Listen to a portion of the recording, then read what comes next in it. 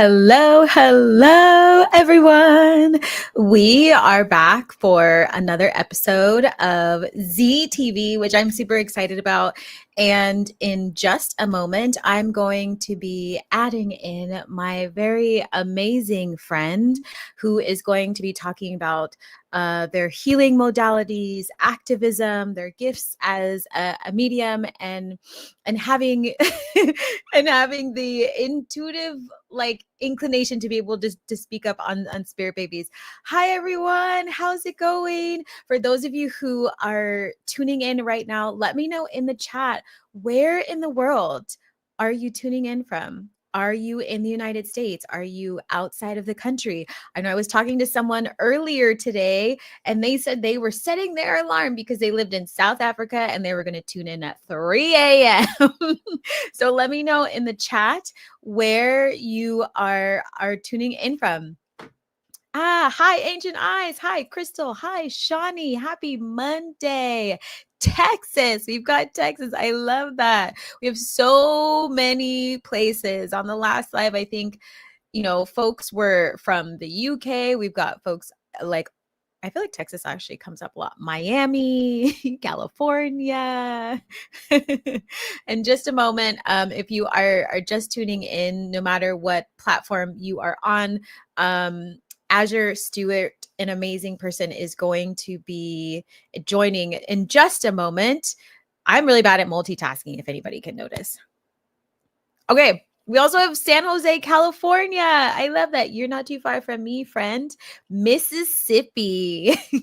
Mississippi. For the first time in my life, I actually traveled to Mississippi last year, and I drove through with a friend, and it was quite the experience. I didn't really stop many places, but I was traveling through doing activist work, and I stopped at a gas station and had really great potato wedges.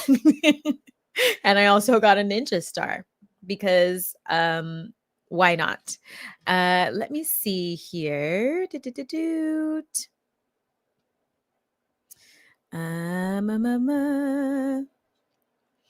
Okay, let me see here. Of course, during this energy, we're gonna have a little technical issue. So give me 1 second while I bring Azure up on the stage here.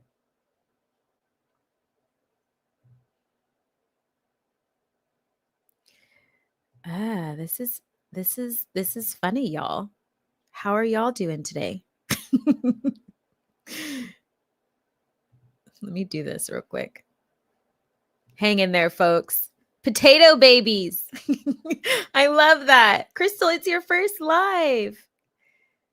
1 second.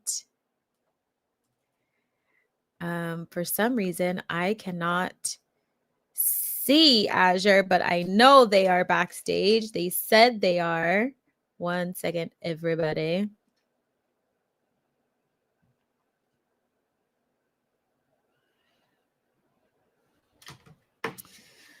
Oh boy. How are you handling all of this energy, folks? Oh, you're doing great because I'm live. That's awesome. Yay! I love going live with you all. I love when it also works. You know what I mean? But this is just life. Let's do this.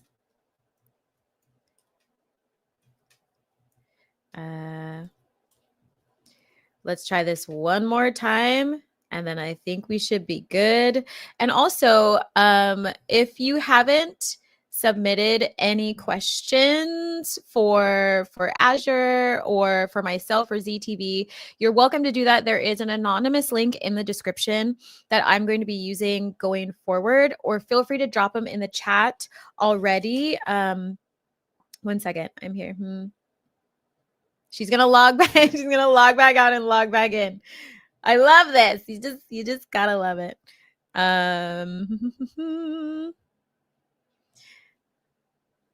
The energy is doing its thing. Yes. Oh my goodness.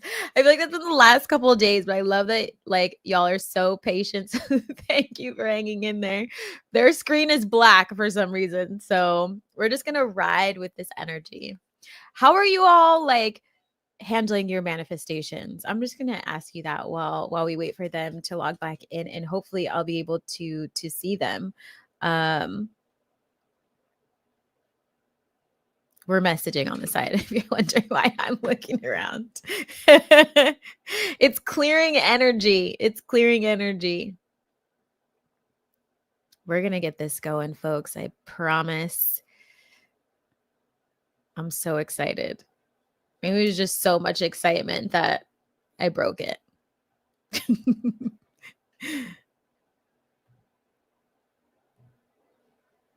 1 second, family. Thank you all for joining, by the way. Let's see. I, for real, cannot see them. I don't know what's happening. Let's see. You know, family, I'm just going to have to do like a song and dance to entertain you. What in the world is happening?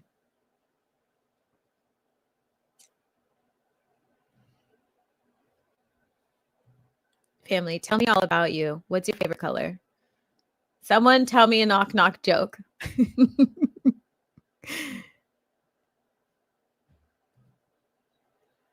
Let's see. Thanks, Ancient Eyes, for saying that.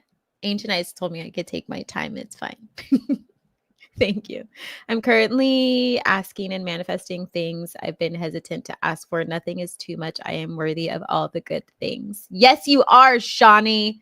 How's your food going, too? I was thinking about you today, making sure you didn't have lemon, you had lime instead. Joining from Orlando. Perfect evening surprise and just happy to be here. Hi, Elle. It's so great to meet you. I seriously, yo, I don't know what's going on.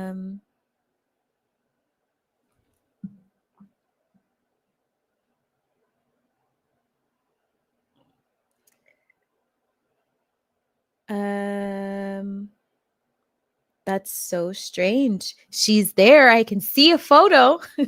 Why can't I see you? Ooh, family. I might have to close this down and come back in because I don't know why I can't see her.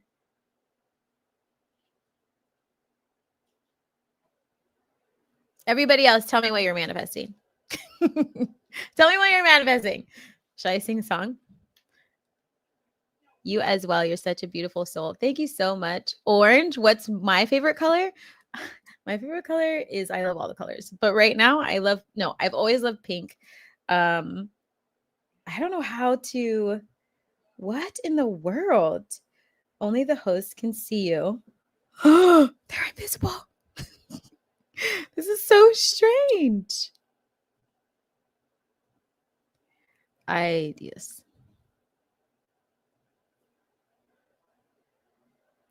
Family. Does anybody know how to fix this? Is anybody technically inclined? I'm actually technically inclined, but this is weird. Okay, they're gonna try one more time. Girl, I'm doing good with the food, and all I do is warm lime water in the morning and lime in the juice. I added beetroot. Yay, I love it. Yeah, if anybody has any random questions, you're welcome to drop it in the chat. Azure, I can see you. I don't know what. Third time is literally the charm. Okay, everybody, here we go. We made it through. I was just answering random questions because I am persistent, Azure. So I'm going to bring my good friend Azure up. We are officially going to get started. Again, for anybody who's new here, my name is Z. I am the host. And today we're going to be diving deep into the world of spirit babies, sacred rest, and healing as activism with my amazing, spiritually grounded friend, Azure Stewart. So let me go ahead and add you in. Hi! Yay! Hello. Thank you so much for your patience. I don't know what in the world happened. We were just talking about this energy lately has been a little bananas. Yeah, no, things are always being tested, but I think that second time around you sent the link. I think that did the trick, but I was watching y'all on YouTube on my phone, and then I'm like, how come I don't see anything on screen? But this is great now, so I'm excited, and Hey, thank you so much for having me. of course. I'm so happy to have you here. How are you doing? First off, how are you doing? And then we can hop into the questions. I'm doing good. I am rested and just allowing myself to be grounded. I feel like we're heading into June, and I feel like a lot of like fast energy. And I think it's really important, especially in this season, like because things are going to be moving quickly in the next few months, that we have that time to kind of rest and also be creative too. It's so true. I feel like I've been resting a lot more than I usually do. And also I didn't mention happy new moon in Gemini. Yes. To everyone Yes. on the call, happy new moon. I know some folks said they've been feeling drained lately. Shawnee says happy Monday, Azure, and Ancient Eyes also says greetings, Azure. So Hi. they're so sweet. So we'll just go ahead and jump right in. So I want to start from the beginning. What pulled you into your healing path? Was there a moment or a breakdown or some sort of spiritual awakening? um yeah, I was gonna post something about this because I was like, thinking about like experiences, and um I kind of feel that there's certain jobs that our ancestors will align us with, and uh, for a long time after I finished grad school, I applied for specific jobs that were like data entry, data driven, because my background is in qualitative data, and you take stats and all these things, and nothing would ever come through. Like, I don't know how many jobs I applied for. Nothing would ever like manifest. And then I ended up like getting another position, but I think one of the reasons why it was aligned, because there was some Black kind of ancestral practices. Mhm. So I think one of the big things that I like to take and tell folks is that bring awareness to the types of jobs that you're getting, because that sometimes can be an indicator of like there's elements around it that kind of fit into your like life path archetype, I guess. Mhm. And so for me, that was one of the things. The other part was I started to tap in more with my gifts. Things became more prominent. I started to get more like energy pull, like people pulling on my energy. I could kind of feel it. And I was like, what is this? And what is this feeling? And because of that, I ended up meeting with a spiritual teacher, and then I started to kind of like connect, and they're like, you're in the wrong wrong path here, wrong path. But I think the more that you understand what your path is, the more that things will make sense, why things didn't work out, or why certain things did work out for that reason. But yeah, that was part of it. I think there's layers I can go into. I Love I think Yeah. location and all those things like will also play a really big factor as also as well. So yeah. And I love that you're mentioning too, like paying attention to your environment and the jobs and roles that you are getting, because the universe and your ancestors are constantly communicating with you. And eventually, I feel like you don't really, you can't even like avoid your spiritual awakening or getting onto your path, because the messages will be so strong and the redirection will be so strong that it's like, okay, well, clearly I've been applying, like you said, for jobs for a long time. This is just not something I meant to do, which is such a gift that the ancestors do in general for Mhm. us to help us get there. They will literally like hold everything at bay so you so you can't Yeah. get confused. Um, I do want to touch on, since you're talking about your spiritual gifts kind of developing. So how Mhm. did you discover your mediumship and your spirit baby gifts? I think to me, the biggest indicator was when I moved to New York. I think there's certain lands that have portals. You and I have talked about this. Like there's Everywhere. yeah, there's certain spaces that have portals, and I think there's certain spaces, especially for us as Black femmes, like there's that connection. For me, moving there and switching jobs, the energy of my job was a lot less chaotic, I guess I would describe it. It was much more of a slower pace. And I think with that and that energy and me having to sit more introspectively, Yeah. that kind of gave me more awareness to see. But they were super, super active. The ancestors were, but then also people, yeah, but then also people who I knew that also I could feel them pulling on my energy while I was out there was much more stronger. Um, and so I think that was like one layer to it. But I think the other piece was I used to advise students for a really long time, and there'd be things that I could pick up about them that they may not necessarily communicate, but just kind of like channeling. And I didn't realize it was doing it.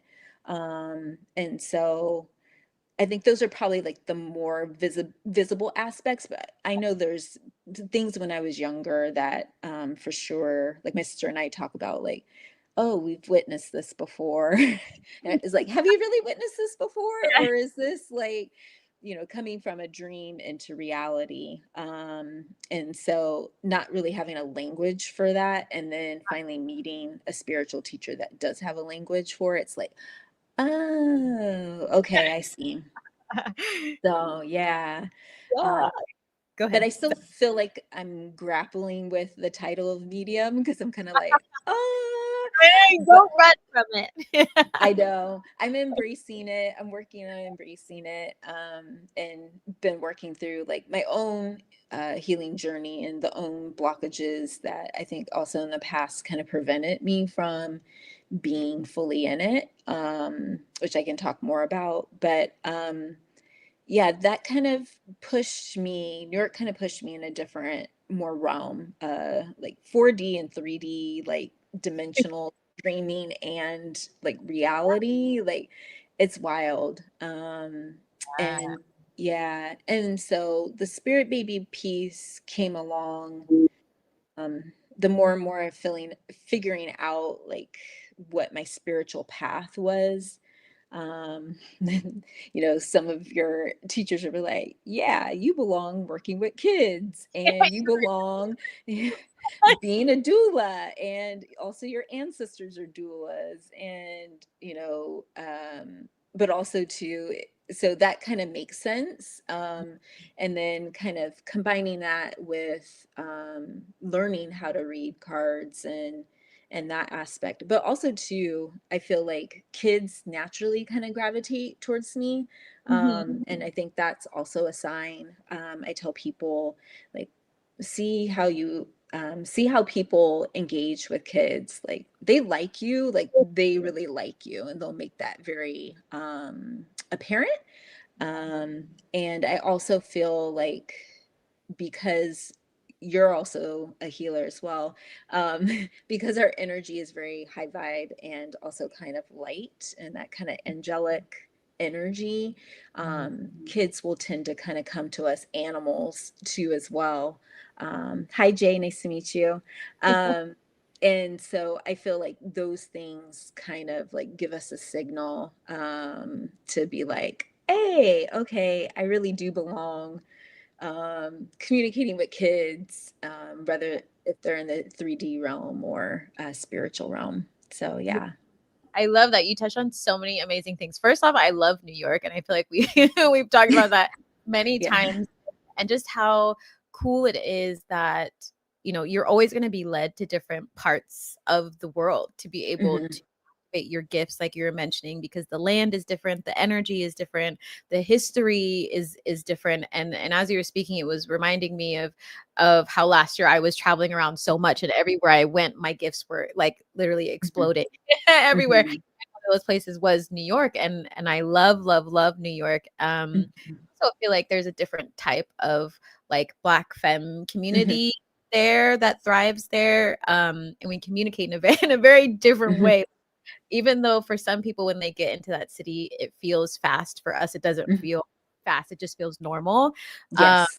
so I love that you bring that up, and paying attention to how like even kids like interact with you. And Hmm. it was the same for me when I found out I was supposed to be working with kids. Like I feel like our paths are so Hmm. very intertwined, and it just goes to also show that our ancestors were not like linear. They're very Hmm. dynamic, and they had many, many gifts. And so Hmm. that spiritual journey of remembering who we are and working with the ancestors is not going to be just like you learn one Hmm. thing and then you do it. You learn another thing and you Hmm. like no, like today you're going to work on being a doula, tomorrow you're going to work on your Hmm.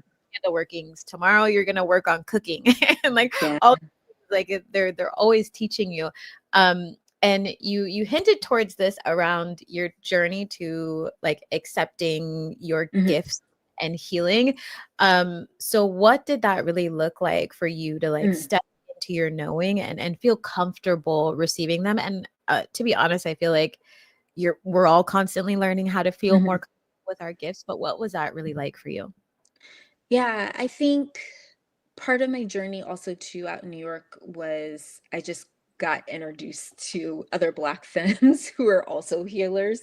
And that was also part of my journey. And so I think with that and um, kind of tapping into as things started to unfold.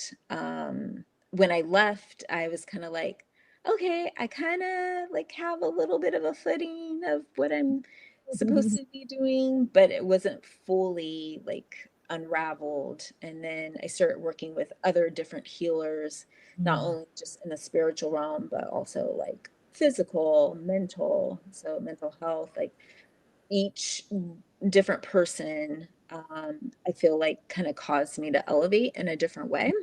And Mhm. I feel like when you do the healing work, those things kind of elevate you. Mm.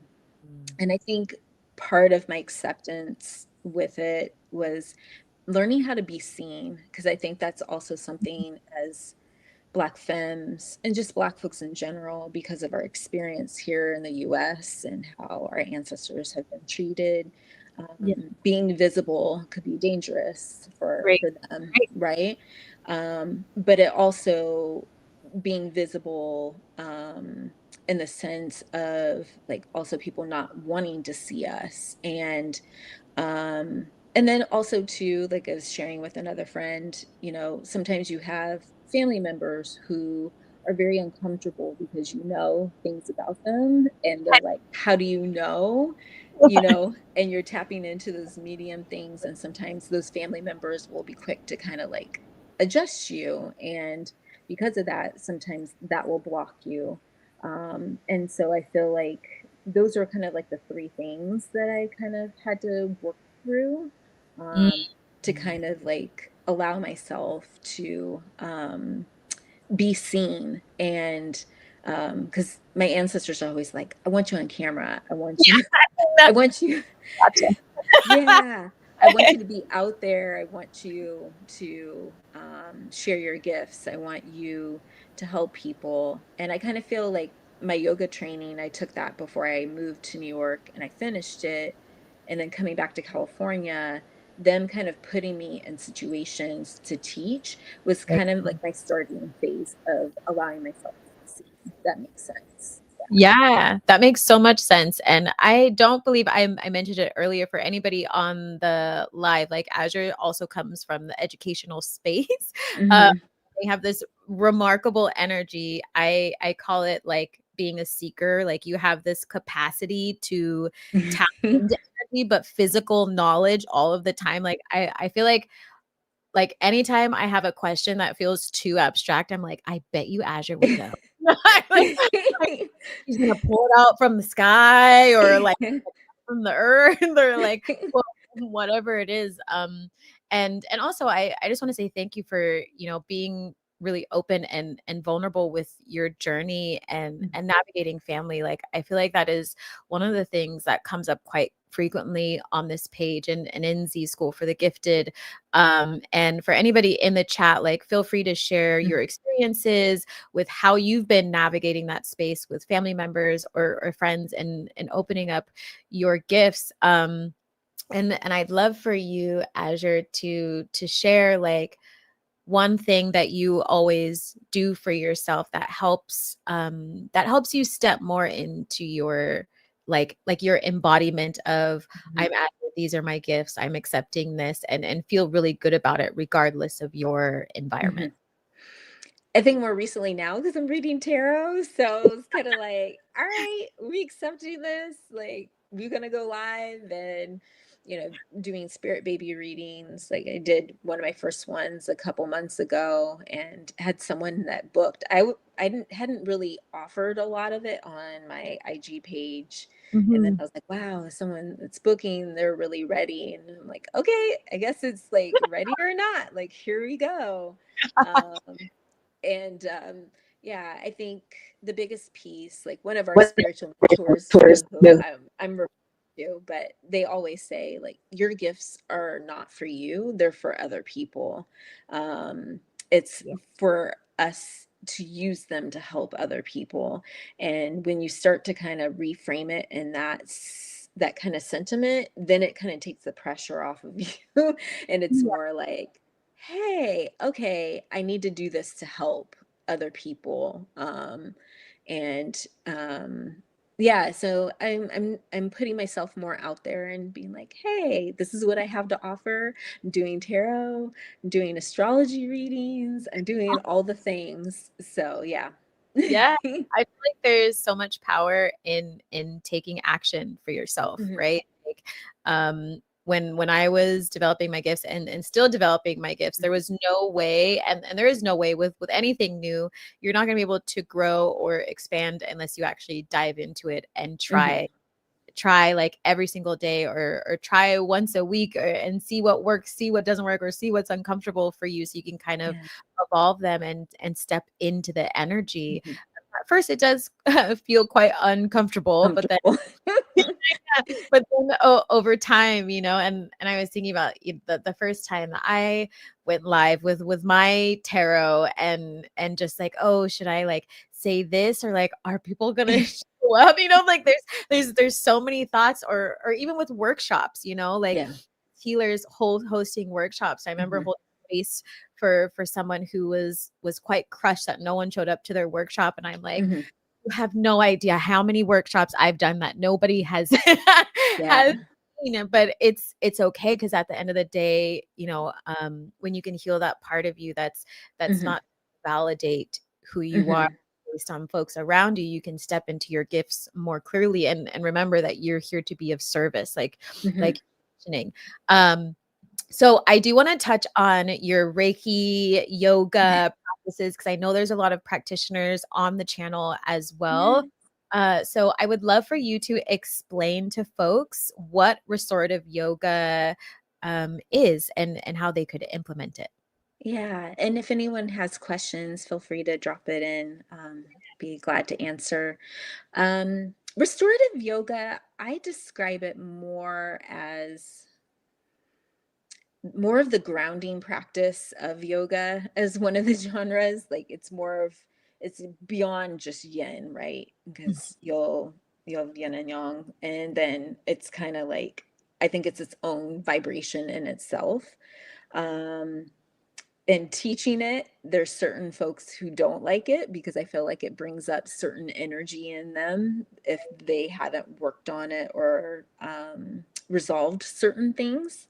Mhm. Uh, I think for Black folks and um, individuals who identify as person of color, um, I think it can be a very powerful space in a lot of ways because it's not a lot of postures. It's more deep breaths, longer holds, right?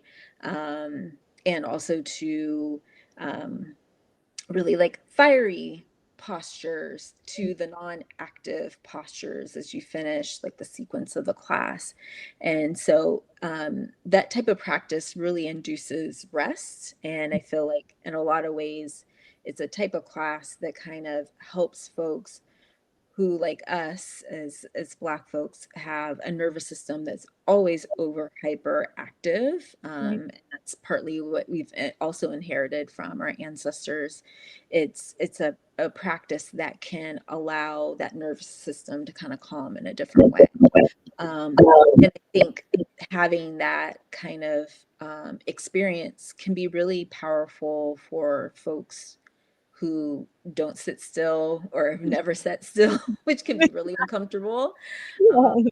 but also, too, I think can be really powerful for folks to be able to identify like sensations, right? Because I think sometimes of the experiences that we've had, it's hard to connect with the sensations within the body and to name it, right? Shawnee, you asked a really great question. Is it better to do restorative yoga at night?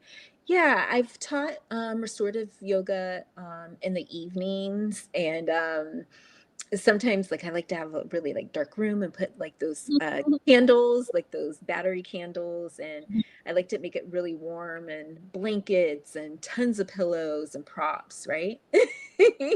Yeah, cozy. And I think it's really great, especially during winter, right? Because that's when we need the most rest. And so, yeah, it's a practice that's supposed to be more supportive and more nourishing. And yeah, I think all folks of all lives should practice it, but definitely like communities of color really should practice it. So Yeah, I love that. Like,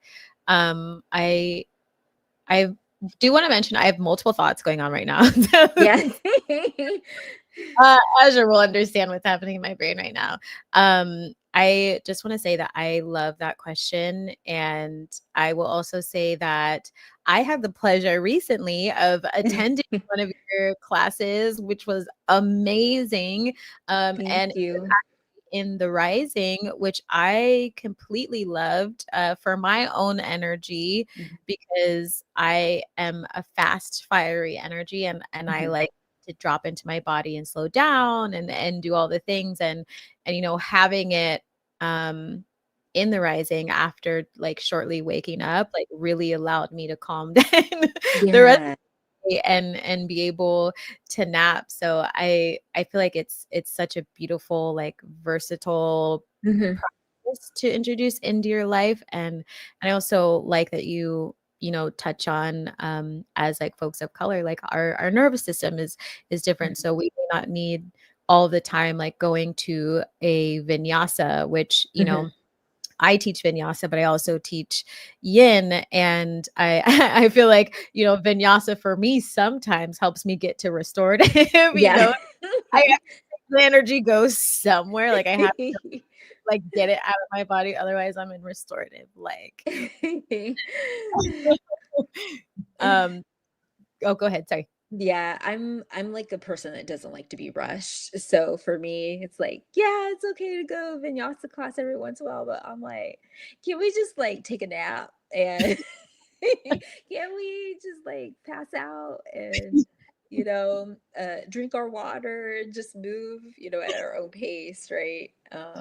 And I think it's really, as I tell folks, like it's really up to you and trying to figure out your own language of your body and what it needs most. And I feel like that kind of parallels with Reiki and other forms of energy work. Because I also tell folks like a lot of the asana that you do in yoga very much mirrors a lot of the Reiki, like energetic, different chakras within the system.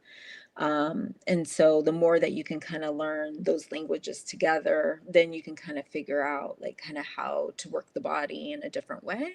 And so I think those things kind of complement in that way as Yeah. kind of a modality. Yeah. Yeah. So powerful. So how do you view, practicing yoga, or do you view really restorative yoga as a form of rebellion or ancestral Yeah. reclamation? Like, how do you identify with that? I love that question, but Yeah. wherever you want to take it, it's completely up to you. Yeah. I think it is.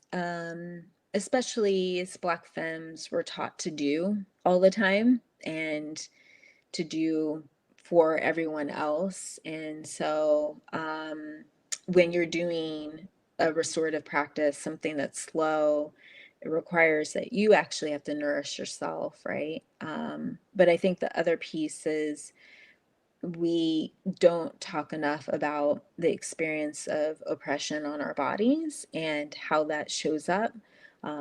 It can be, diabetes, it can be constant inflammation, it can be um, panic attacks, high blood pressure, like all those things.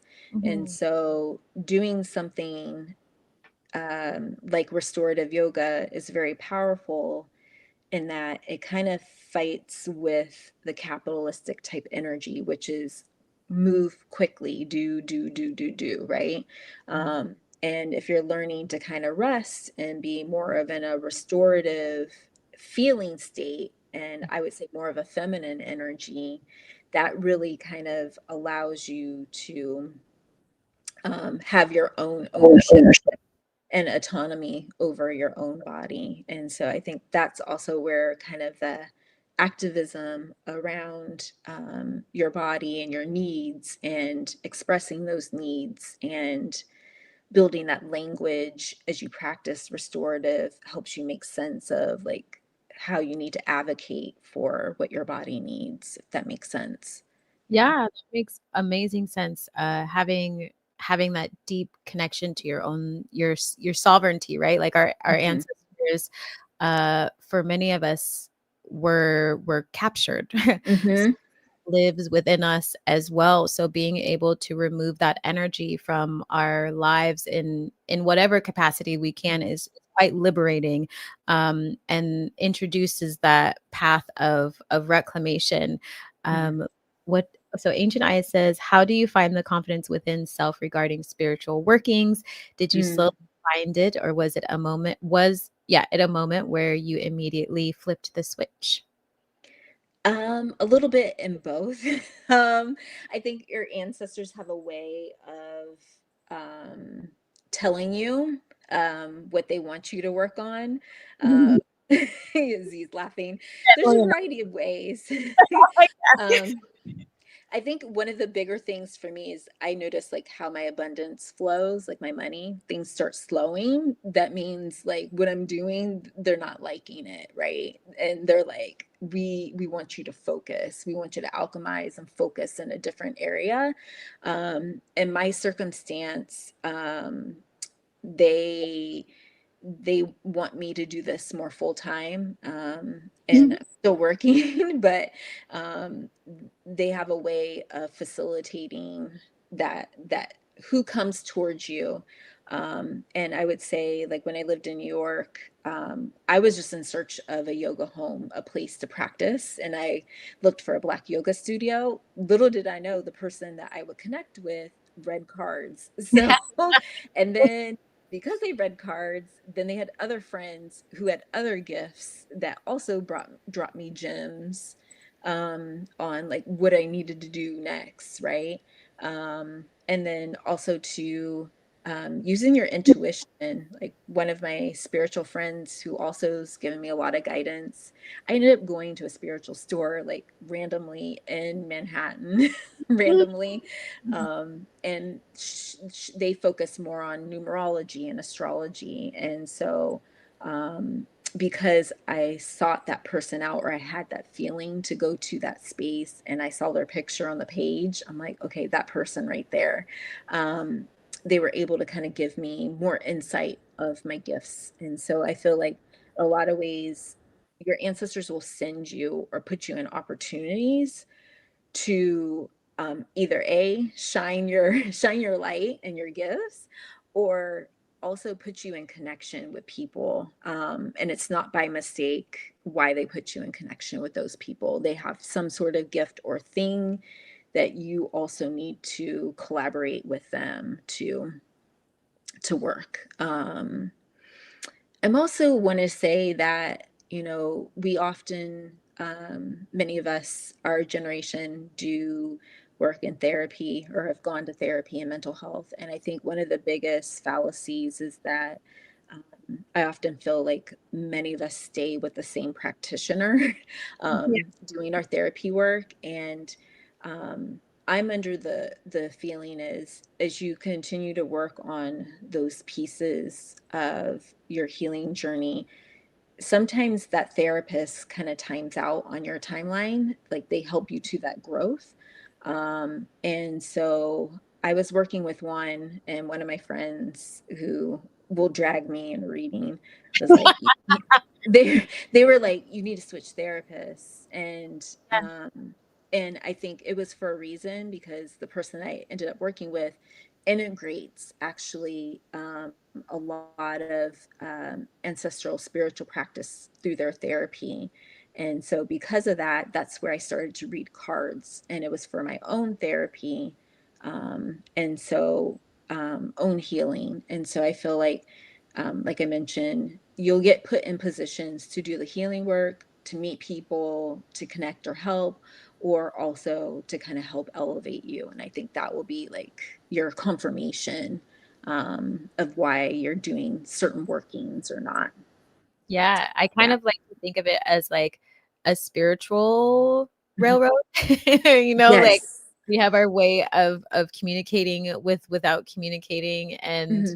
I know I like to go around calling you and some other folks my Sybil family, my Sybil sisters, because we're so heavily connected by our Hmm. energy, our ancestors, and our ancestors were also very nomadic, and our Yeah. energy works the same. And Yeah. so we're not meant to be in one place forever, and we're not meant to be in the same energy forever, because energy is constantly evolving, it's changing, it's growing, it's expanding. And Hmm. when you look at like soul work, like we're meant Hmm. to gain knowledge, share knowledge, keep gaining knowledge and sharing Hmm. knowledge. And that's just how we've kind of integrated it into like building our spiritual community, which is why it's so important to be able to tap in to your intuition, so you can receive those nudges from your ancestors to go to that city to Hmm. people, because they did the exact same thing, right? Like I feel Yeah. like we have the internet and like cell phones and things like Hmm. that, forget so quickly that we can actually feel into where we are going, Hmm. especially if you have, that deep feminine type of Hmm. energy, right? We can feel more deeply and go wherever we need to go. Yeah. Shawnee said you answered the question I had in my head. LOL. Yeah.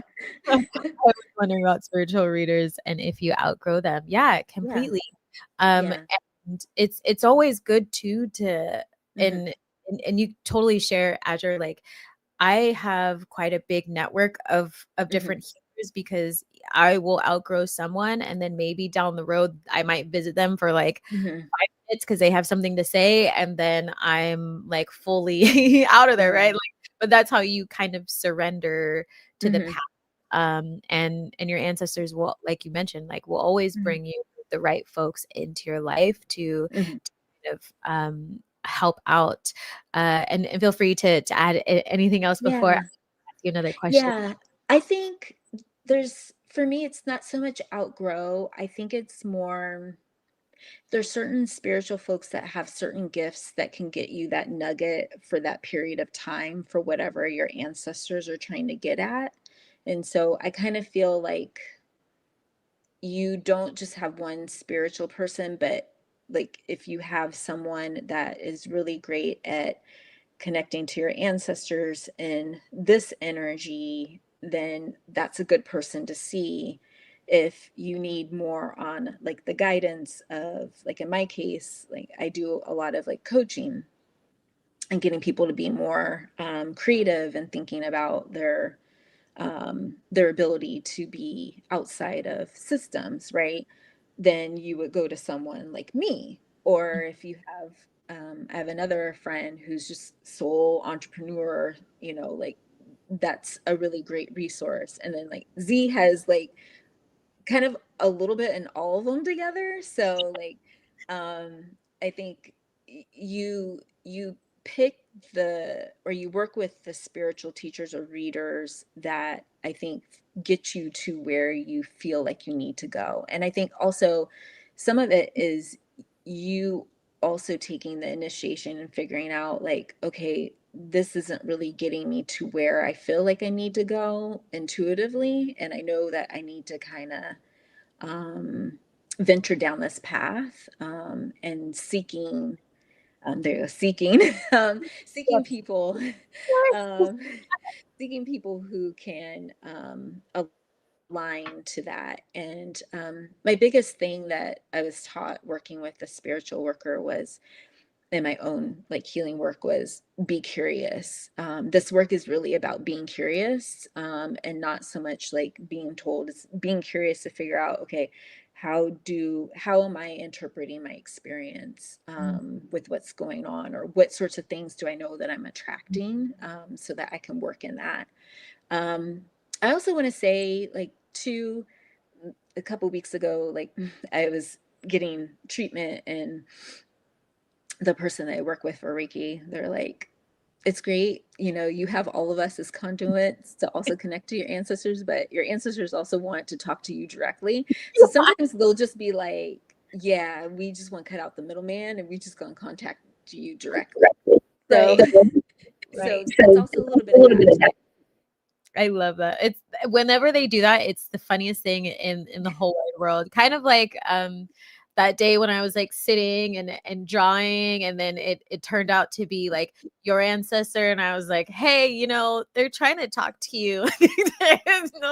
I'm over here doodling, but they need to talk to you actually. And just like you've helped me like with the same thing. It's almost like they go knocking on someone else's door to be like, hey, can you go knock on their door and tell them that I'm waiting at their door, please? It's like Yeah. it's such a beautiful process. um so I want to go back to spirit babies. Yes. Right now in the collective and just astrologically, there's such a heavy love frequency. But Hmm. I also want to talk about the healing journey with spirit babies and parents, and like what that really looks like. Hmm. So the first question that I have for you is, what messages do spirit babies bring? Yeah. It can bring a lot of different things. It can be about their name and what they want to be named. You can also work with them to ask them, what do they want to be named? Yeah. They can also provide you messages about your dynamic with your partner.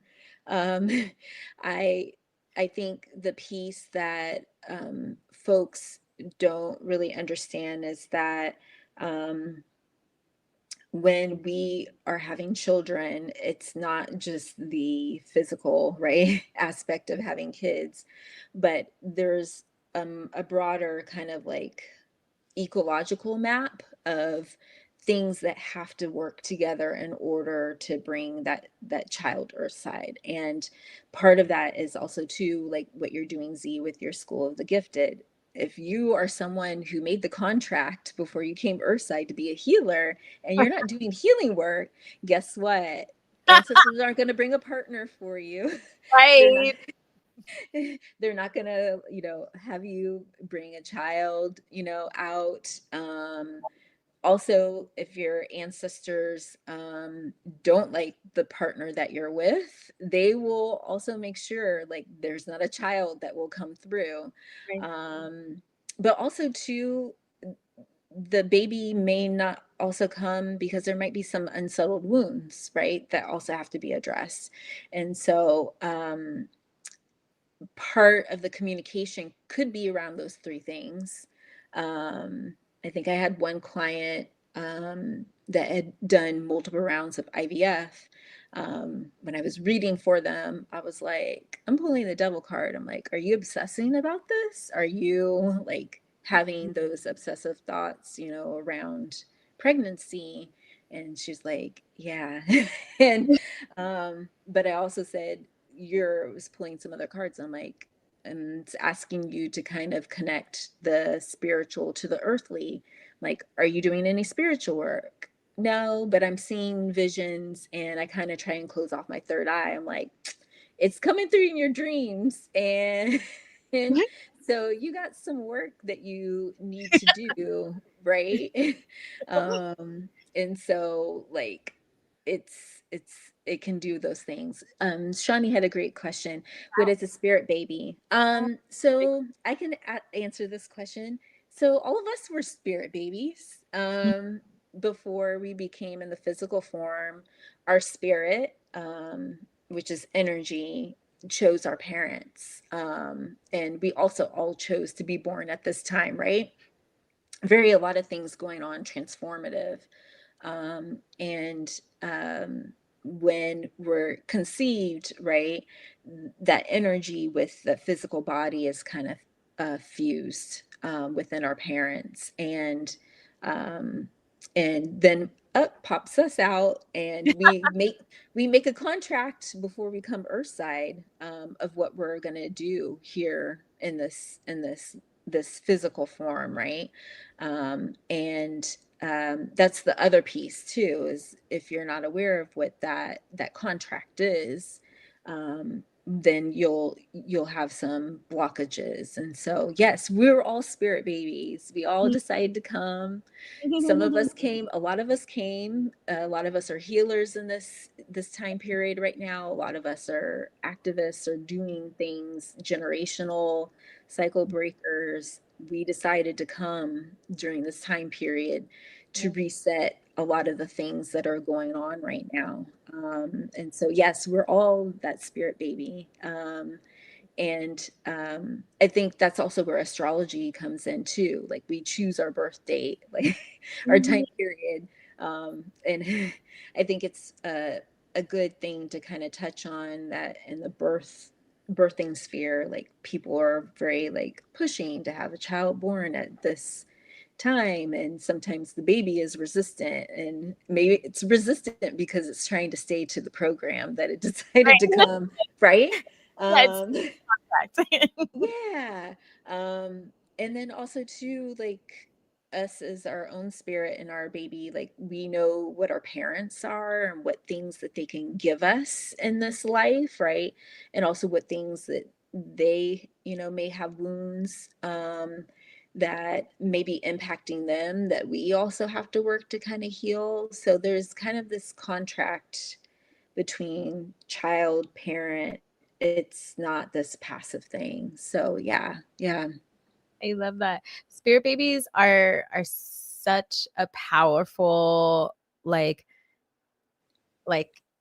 I don't even have a word for it, but it's like to be able to interact with a spirit baby in general is remarkable. And I will say, you know, as my gifts were growing, the more I started interacting with my spirit babies. And Mhm, at first I was like, who are you? You know, because I mean, mhm, you're also a medium, so it's like you're also likely to pick up energy from mhm, other folks, spirit babies, or like children who have just gone to the other side or mhm. become really tiny ancestors.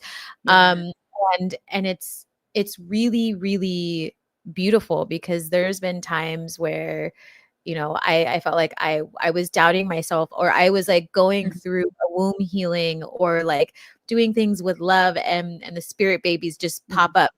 They pop up and they'll come in like different ages and be mhm, like, keep going, or like we're here, or Mhm. like guiding you to your partner, and all these things.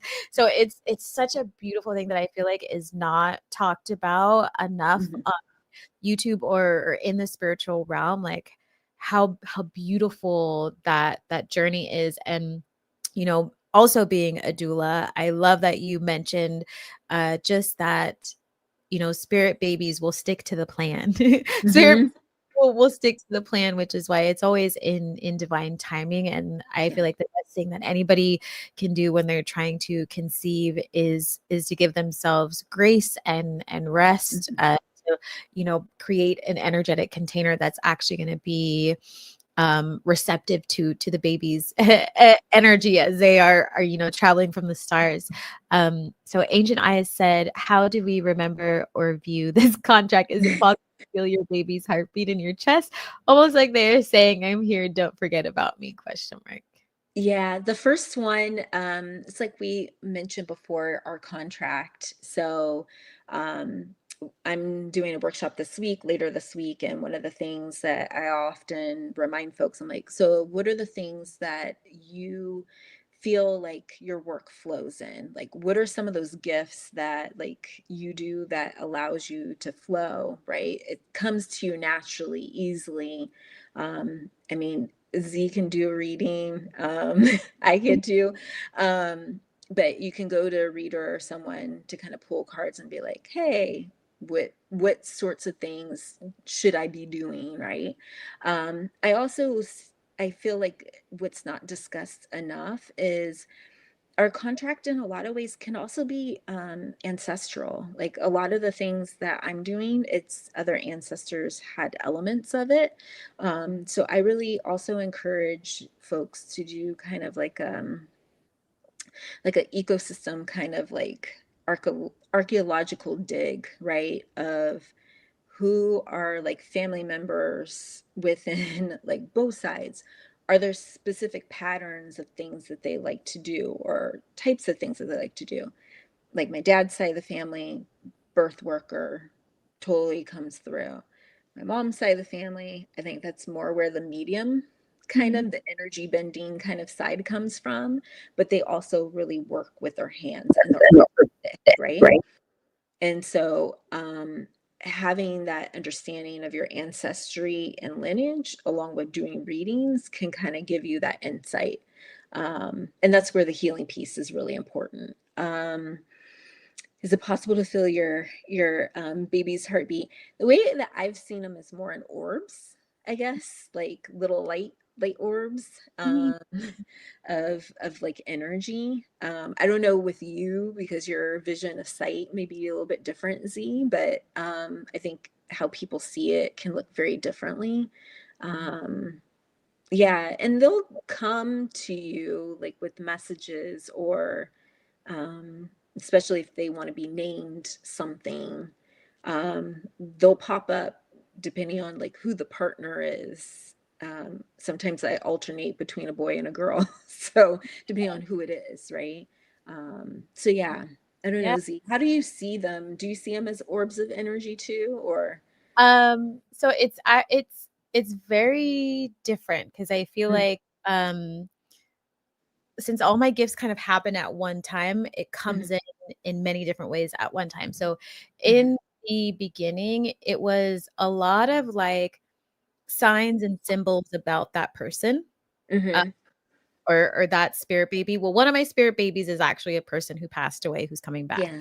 So like that whole journey was really wild. So it was like Mm, hearing their name, like speaking to their parent, mm, or them coming through in someone else's reading. And then it mhm. kind of evolved into um, them whispering to Yeah. me and telling me the name that they wanted. And so anytime that I kind of doubted my path, they would bring someone into my life by that name. Like if I Mhm. was there and I was like, do I really do this right now? This seems like a really weird thing to do. And they're like, hey, my name is so and so. Or while I'm running, they actually come in quite a bit when I'm running. I get a lot Mm, of visions of them at different ages, and mm. they're like cheering me on and things like but a lot of the times they come through different people, and Mhm. I which kind of touches on the next question about like miscarriages, because I Mhm. had a miscarriage, and so one Mhm. of my spirit babies is on the other side. And when I was doing my healing journey and healing my womb space and like letting that go, because I didn't talk about it for a long time, um, I just like prayed and was like, "Can you just let me know that you're okay?" Mhm. Because they didn't quite communicate the same way as the other Mhm. baby did. Um, and so the next day I like go into a meeting and there's a person with the name and they're like, "Hi, like I'm doing great." And like, all these things Oh, such like I just like started crying. I was like, "Would you excuse me?" Like yeah. um depends. Like for me, it's very it's through my actual visions, Mm, through my ears. Sometimes I do feel things in like my belly, or I will energetically do mm, stuff when they're yeah. around. Like sometimes my friends would be like, Z, like, why are you holding that like a baby and bouncing up and down? And I'm like, I don't know. So sometimes, but that's how seers are, like our energy Mhm. comes our physical body. So sometimes it's just like I'm doing motherly things even though I don't have like Mhm. a child there. Mhm. um Yeah. And some of it can be about like feeling too. Like my yeah. sister could tell one of our friends was pregnant, but didn't really take a test at the time. But it was like, yeah, they're pregnant, because my sister's also kind of gifted in that way too. So it can just be like energy you just pick up, and are like, yeah, you're Yeah. with child. I feel that frequency shift. Oh Um, yeah. yeah, yeah. Absolutely. Um, Okay, so what do you say to folks who've experienced miscarriage or loss, and how mm. can communication be healing? Um, I think miscarriage and loss can be a variety of things. Sometimes it can be also an energy, like in frequency, I guess, between uh, that potential child in the womb. Um, it could also be, just the overall environment of around that womb holder and that pregnancy and relationship with their partner. And so, um, even though that may happen, that doesn't mean that like you said, that spirit of that child goes away. And that also same thing if you do get an abortion, they don't go away; they're still there. It's really up to the person. I feel how they want to kind of navigate their healing around that. In your case, like you wanted to communicate with them and have that conversation. Um, in one of my other trainings I've done, like some folks like to do the ritual around the womb and do a womb ceremony to release that tie so that they can be connected and taken care of by the ancestors on the spirit side. So it just really depends on like what kind of relationship you want to have with them, um, post. And sometimes there's certain ones that are like, I don't want to go, right? Yeah. I want to stay. Um, and I want to just hang out here. So, yeah. Mhm. So I think, well, same spirit training. Yeah, they'll stay around. It, they don't really leave. Like I know some who had an abortion and they still see the spirit baby, um, of that person, that young baby around them, and they hang around. So, but I think it really depends on how you want to kind of work with that and navigate around it. So yeah, Yeah. everyone's different. Yeah. Yeah, I think it's so cool to um like you mentioned just also their ability to have choice. Like Hmm. I feel like people forget about that, but spirit babies get to choose just like we were able Hmm. to choose. And um it's it's great when you can like sit within that energy and just honor also what they are wanting, right? Like what Hmm. they want to come back, like you said, or if they just want to linger around. I was really grateful that, my spirit babies are very communicative. Like they talk a lot. And I had actually learned for a while that I was refusing to talk to them. Communicate. Yeah, because it Yeah. was so hard for me. But like you Mhm. mentioned, right? Like if we're not um adhering to the contract, like sometimes the love doesn't come in, and they were like, hey, you really need to cry, or like, hey, you really like see this person, or and I know that you were also a part of that journey as a doula, and you helped me with so much of my growth. And I remember when you started launching your doula business, I was like, Azure, you're my doula. Just reserving you ahead of time, and just so you're aware, just, listening to all the spirit babies, and like figuring this all out. Like, you have such a great energy. And for folks who are just tuning in, feel free to drop your questions in the chat. And, Hi. Azure is such a great person to know if you're ever looking into spirit baby type things, or healing, rest, like they do. They do everything. So I appreciate you speaking about this. Let's see. Someone says, I intuitively told someone that had a miscarriage that it's okay to try it again. They're still waiting for you, and had no idea what I was saying at the time. Yeah. Like, we Yeah. messengers. Feel free to, like, yeah, add anything, Asha, if you want. Yeah, I think, and also doing the spirit work, sometimes we get messages and I also will be like, should I tell them or should I not tell them, and I think, if a person's open to that and you're getting that message and that can kind of help them, yeah, why not, say that to them, Right. if that's going to help them kind of make sense of their experience, that can be really helpful and insightful. And also Right. too, I think it's funny. Yes, yes, Z will be your doula, but also too, like someone was asking me, how did you know? Like, I've worked. All my friends have young kids, and they'll go like this on the camera screen. They'll be off camera and they'll go like this, and they I love you. hi, or or they'll be like 6 or 7 months old and they'll be way off screen, and then they like make their way to the screen and they're like hi, um so I think you know it's seeing how kids and children and babies want to interact with you. They like to have that soothing energy, that warm energy, and Right. that's really what they get kind of like targeted towards, is like, oh, this person's safe, it's warm, I feel like, and can be held.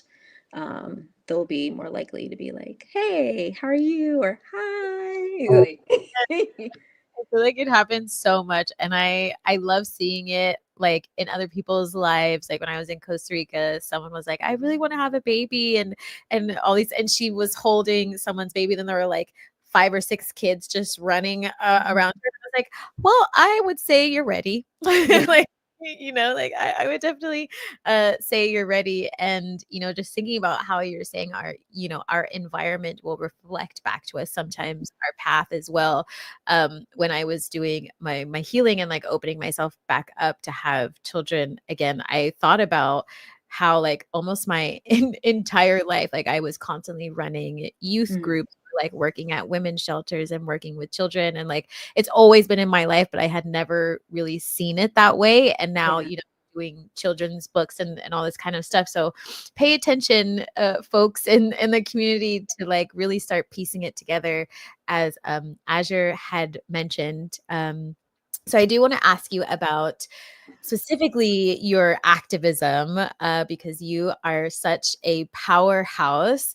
So how do you see your work as part of the liberation movement? uh, I think because I'm a healer, I'm like, being out in protests and other spaces is super overwhelming for me.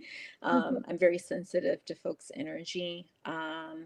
So the way that I like to work with folks is helping them learn how to advocate for themselves. Being someone who's worked in education for a long time, like those systems tend to not really be for us, especially folks of color, right? And we also have experienced certain experiences with systems, or not knowing how to read what's going on. And so part of the work I think I've always kind of really settled in, and working with students is helping them identify what their needs are, and communicating that, and figuring out, okay, if someone's telling me no in the system, how can we work around this to get Right. what you need, right? And I think that's the biggest piece, is learning how to have a language around that, because that also in a way can help you be your best self, and also you be able to also hold the systems accountable at the same time. I feel like that's even more important to folks who are neurodivergent and ADHD, because usually, having that identification, your system is much more sensitive to environments that aren't very helpful and aren't very healthy. And I think having that experience can help articulate to folks, like, you're not being inclusive, and here are some of the reasons that you're not being inclusive. Right. um, I think also too, one of the things that I often with some of my students were like having to get access to medical care. um, Mm. I think that is a really huge barrier.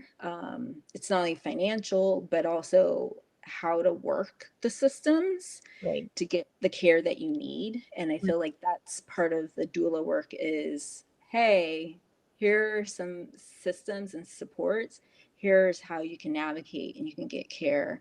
Or also, I always tell people, I'm like, you can barter to get your doula care in different ways. If you have a skill set, like, we need to think about other systems around just money, right? We can have our abundance, our skills be used and leveraged in different ways to get what we need. So I feel like those things are really important to our own liberation. But also a bigger piece of our liberation is being in our purpose. Um, Mhm. I was talking with a friend, um, we're born with a contract, but society likes to put what they think is valuable in Mhm. terms of what we should be doing. And I Mhm. think really in this time period right now, it's more about less about what they deem as important and more about what society needs for Right. us to work as a collective. And that's really where the liberation work comes from. People wanting to work actively in their purpose. And when you work in your purpose, it's, yes, it's not just the gifts, but a lot of it is having to do the generational healing and your own personal healing, and also learning to kind of have faith in your gifts. All has to be, and also working in the spiritual element, like working with yourself, the environment, all the earthly realms, to really kind of bring in those things together. And so I think that is also a very liberatory way of rethinking what our worth is and our value to society. So yeah. Right.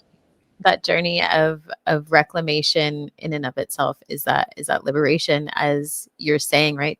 Reclaiming the parts of us and the parts of our ancestors that was taken away, um, is how we begin the healing, begin that journey of discovering rest and love and community once again, which we've drifted so far from. Which Yeah. leads me to my next question, which is, what do you think the healing world needs to reckon with right now? I think a lot of folks of color are doing a lot of the shadow work, the ancestral work. Um, I have one other friend who's a white embodied person, and they're doing the work in a spiritual realm. But I think there needs to be more white identifying folks who have to do the spirit work. And if they do the spirit work, the decolonial part will come with it. And I think that's one of the bigger issues with the Mhm. um, spiritual experience. I feel, at least here in the US, I think a lot of folks like to do the practices, but they don't see how their ancestry has their own practices and how does that tie back into their healing. But it also ties back to our ecosystem, our environment. Like, you did certain rituals and practices around different seasons. And so if you are a white embodied person and you're doing spirit work, then that means you're also going to fall back into that ecosystem that probably would help our earth and be in a different way. And so I think that's one thing that we struggle with. Um, I think overall, also to, um, and it's not to say within our own community as Black folks, we struggle. There's not everybody that's ready to do the work. Right. But ancestors are going to make them figure out Yeah, that, yeah. and especially with this time period right now, systems are being pulled apart. Mhm. And it's really going to be us as a community that's going to have to figure out how to build back together. Mhm. And it's going to be around our gifts. It's not going to be necessarily so much on the other. And I think that's where us as a collective need to surrender a little bit more, is like, can you imagine what would you want and what sorts of things could you build in this next phase? So yeah. Like really leaning into our foresight of a better future. Really, like Yeah. this is the time to do it. We need to do it. It's been too long. There's been a lot of pain Yeah. uh, that has been shared that needs to be let go of. And um, I love that you talk about, folks who are white embodied doing a little bit of more of an extensive healing Hmm. when it comes to also recognizing the land and impact and environment, because there's many things on social media that point to um, that Mother Earth, right, and our environment is doing just fine, but that's not the case. Hmm. And spirituality has been so commercialized, and folks need to be able to recognize that so we can Hmm. actually move forward and help the Earth, so that there is an Earth Hmm. later, as well, for many generations. And you touching on, for Black folks, I was thinking about this the other day, of how there's such a combination of, some folks who were plopped into religion, right? So then Hmm. that journey of uncovering their spirituality, either they know about it and don't Hmm. want to touch it, or are feared, or are filled with the fear of what it might unleash. But then there's also the aspect of it being a painful journey and just wanting to rest right now. So there's many there's many layers, as you were saying that, which kind of lends itself to maybe another live, right, Yeah. to really, Yeah. yeah, because I feel like there needs to be some liberation around what it is that the community is fearing, and how we can really Mhm. move forward and create that joy and happiness within our community. Um, that's the biggest part right there, the fear. See? Mhm. Yeah. Yeah. I think also too, just colonization really has a chokehold on all of us. Yeah. And so, and also capitalism. Like I know some folks who've gone from full-time job into like full-on business, and I'm like, you can't just do that work and not do not only just the mental health piece, but you really have to do the ancestral and the shadow work. And if you're not doing those things, then it's going to make very uncomfortable for doing things that are on your own, right? And entrepreneurship. And I think that's in one area within our community that at least I'm trying to push more of us doing and addressing those things. And I think what we don't talk enough about is how those things also can have impact on our money as well. Yeah. Um, in our abundance when we do move in an entrepreneurial environment. If you haven't done the work and those things, haven't resolved some of those feelings, and it's not necessarily your feelings, it could be the energy of your ancestors. So yes, you do the talk therapy, but you also have to do like the somatic stuff and building up the rituals and practices. So when you do like realize like, oh, things are really like hard right now. How can I get myself out of this energy, right? If you're not doing those things and you're not checking in on yourself, knowing how to check in, that's going to have an impact on your spiritual business or your entrepreneurial business in itself. So, yeah. Yes. Tell me about it, having the impact. Like we were talking about this earlier today, and how success kind of shows up in our spiritual business, or lack of success, Mhm.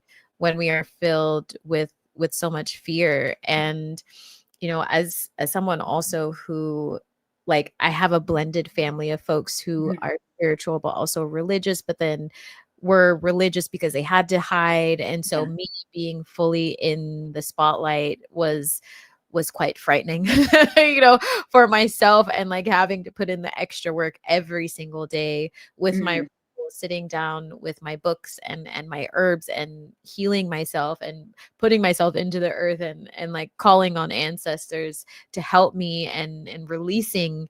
ancestors who were attached to me so that I could move forward, and all these things. Like I, we or I wouldn't have been able to show up in this capacity if I didn't do that work. So I think that's a great topic. And Chunky Sushi Bread also agrees that it's important that we maybe find some time to talk about that, the Yeah. fear around spirituality, because colonialism has taught us to fear it Mhm. heavily. That's where our power is within our spirituality, our potential, our love, our joy, our money. So it makes sense why we have been conditioned to fear it. Mhm. So I'm really sensing, Azure, that this is this is really going to become a series, and maybe some workshops as well. Yeah. And depending on where folks are, maybe we can do like an in-person yoga, or somatic, something. I feel like that would be really cool. And for anybody else, like, feel free to drop any questions for Azure in the chat. I have one more question for you before we start to wrap up everything. And I'll just pause if you wanted to add anything before I ask it. Yeah. I think the piece that we forget is all this is social constructed, right? Like the whole trade thing with China and that kind of stuff, and things coming to light, like what the real truth is. And I feel like the real truth is, um, we've always been told like having that job that's that constant, but in reality, it's never really fully constant, right? And I think that's kind of where that fear comes in. Like if I don't stay in that energy, I'm not going to be able to do something else, right? And I think learning how to build that perspective out of that is part of it. And it's something I struggle with too. I'm not saying like I'm totally absolved of it, but the way that I'm thinking about it more differently, my lens and the veil of it is very much more open. So, yeah. So true. I would say I am fearful all the time. Yeah.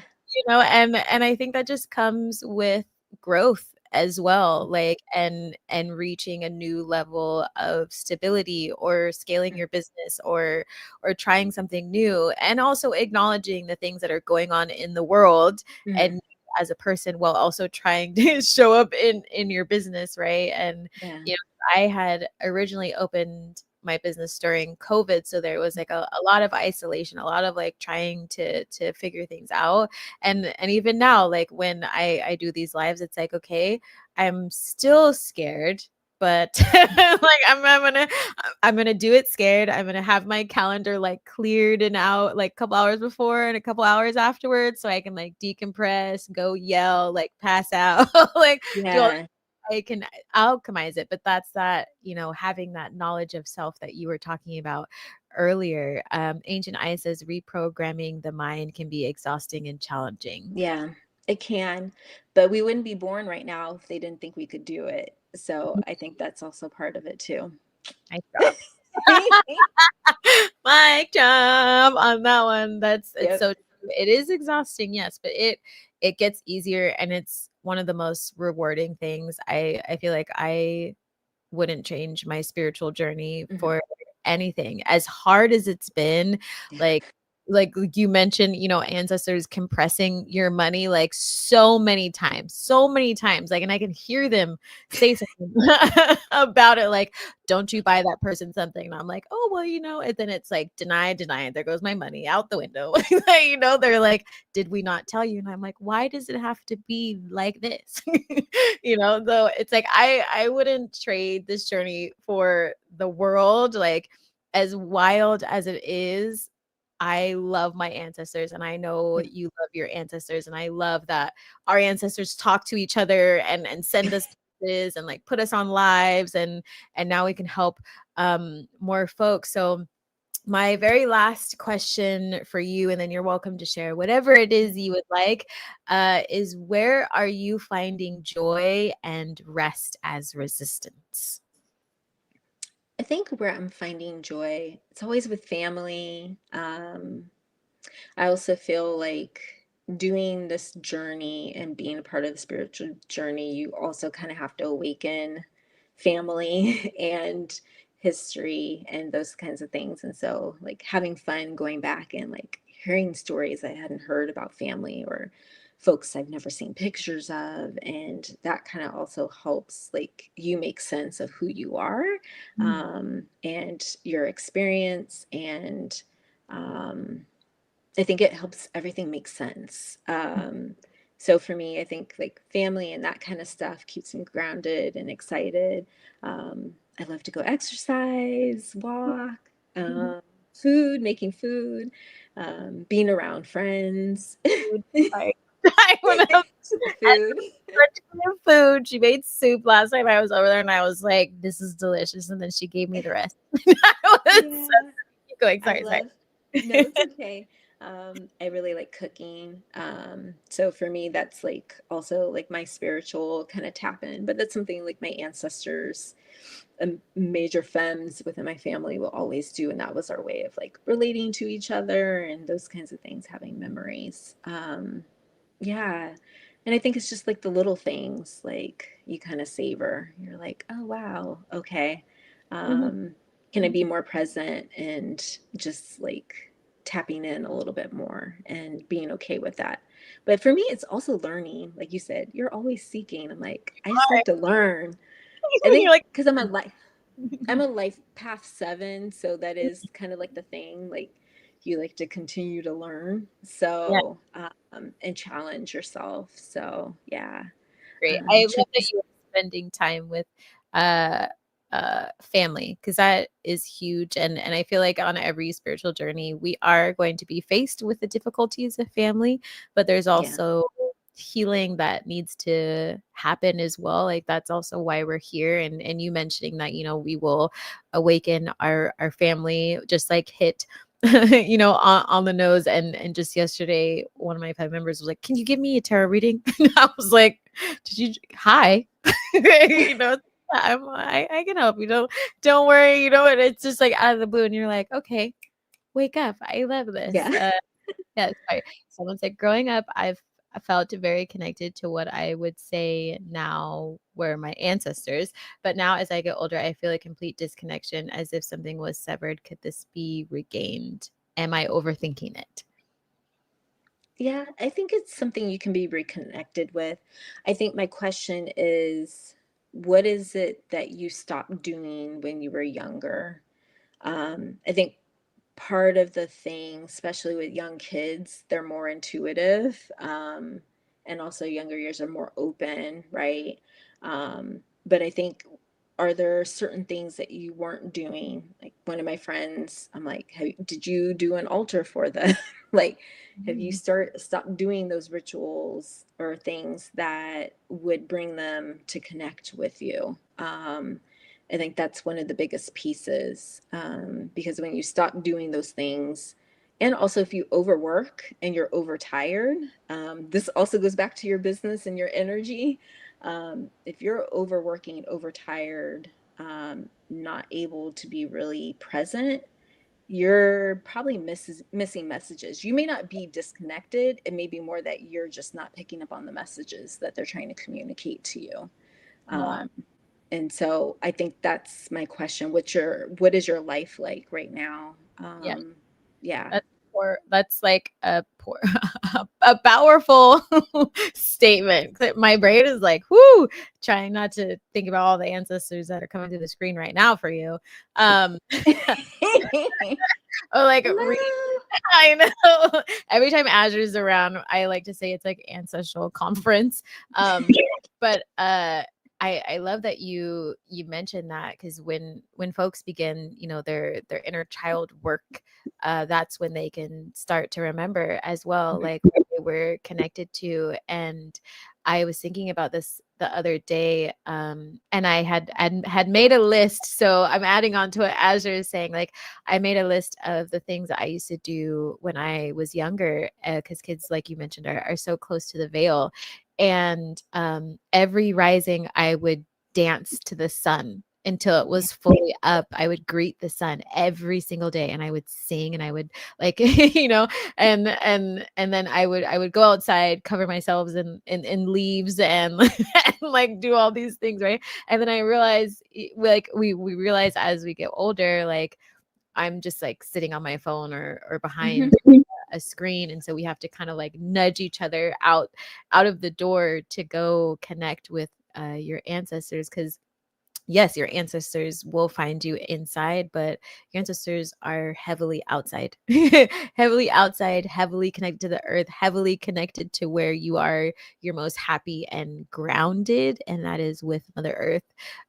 So that was just a really beautiful statement that you shared, and I love that advice. And Chunky Sushi Bread, feel free to write in the comments too, like what you were doing when you were younger, and feel free to add whatever you want, Azure. Yeah, I think for me, like a lot of the messages or things that would kind of come to me, they're like, oh, practice yoga because you're the most happiest. And then it's like, all right, here's a message from for you. They're trying to give you, or they'll pop up at my yoga place, yoga site, like, hi, I'm here. Just to let you know, I'm here. Um, and you're like, hi. Um, so if you're not consistently opening your portal and you're not grounding your portal, I have a family member. They're like, "How do you see like some of the things of the ancestors and did this?" I'm like, "Because you're not grounding and you're not opening your portal. If you're not opening those things, you're not gonna be able to do it, right?" Um, but also too, like, where are you living? Because I feel like that also plays a big role. Like we talked about certain places being a portal to connect with them deeper, but I also think like locations and where we live, sometimes certain houses and spaces are just not harmonious to Mhm. us. We should be out in nature, should be doing all these other things, with not having to rush and be able to be present. Yeah. Chunky Sushi Bread said, wow, that makes a lot of sense. Thank you. I will definitely start reflecting. Yeah, get back into your younger child stuff. Like, what were the things that you used to do, or when you were younger? Maybe things with them that you used to do, because when you speak life about them, that also feeds them. And so when you're not speaking about them, you're not communicating with them, you're not bringing the life in, and you're not feeding them. And yes, you can physically feed them, but also you have to feed them through other ways of actions, as well. Yeah. And also realizing that you have many different types of ancestors. Yeah. And so even doing rituals where you call in or allow the other ancestors that are waiting to come talk to you, um, like opening, as Azure mentioned, another portal for them is also really helpful, because folks tend to have a very narrow-minded like view of how to communicate with their ancestors, or like who they actually are and how many of them there are, but there's like hundreds and thousands of them, and they'll come all at different times. And so, don't be afraid to ask different ones to step forward because they Mhm. could just be right there, like waiting for you to say something. And Azure, I do want to ask you, where in the world is Carmen Sandiego? Just kidding. But where in the world where, where I loved that show. But It's where fun. it is fun. Where in the world are your gifts most activated that you know of so far? So far, in a good way or in a positive way or a negative What's up way? to you?